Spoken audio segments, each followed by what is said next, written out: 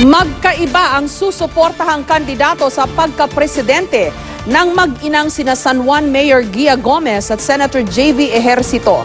Si Gomez, suportado si Liberal Party Standard Bearer Mar Rojas, habang si Senator Ejercito, si Senator Grace Poe raw ang pambato. May report si Sandra Aguinaldo.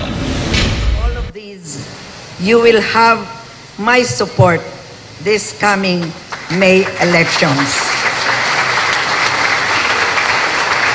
You will have the support of San Juaneños. Yan ang pahayag ni San Juan City Mayor Gia Gomez nang dumalo si LP Standard Bearer Mar Rojas sa flag raising ceremony sa San Juan City Hall kanina. Ayon kay Gomez, pinag-isipan niyang mabuti ang pagsuporta kay Rojas lalo pat nasa oposisyon ang kanyang anak na si Senador JV Ejercito at maging ang ama nito na si Manila Mayor Joseph Estrada. Many times, at the first sign of disasters, be it typhoons, floods, or fire, one of my first callers is Secretary Mar.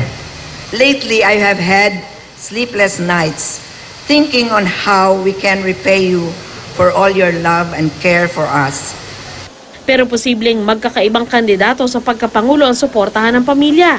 Nirerespeto raw ni Senador Ejercito ang desisyon ng kanyang ina na suportahan si Rojas. Pero si Senadora Grace Poe raw ang susuportahan niya. We agree to disagree, no? I'm still inclined to support Senator Grace Poe because yung experience of working together, no, is a very big factor in on why I'm inclined to support her. Sinubukan namin kunan ng reaksyon ang makakalaban ni Gomez sa pagka-mayor ng San Juan na si Vice Mayor Francis Zamora pero nasa meeting daw ito. Nauna na ditong sinabing si Poe ang susuportahan niyang kandidato. Ayos lang naman daw kay Mayor at dating Pangulong Joseph Estrada ang napiling suportahan ni Gomez. Pero siya raw namimili pa. I'm ready for the final of the COMELEC. On the final candidates, hindi pa, nakapitin pa, let's say for example, Duterte, Grace Poe, nakapitin pa yung dalawa. Tumanggi namang magbigay ng pahayag ang isa pang politikong anak na Estrada na si Senador Jinggoy Estrada. Namimili pa rin daw siya ng susuportahan sa pagkapangulo.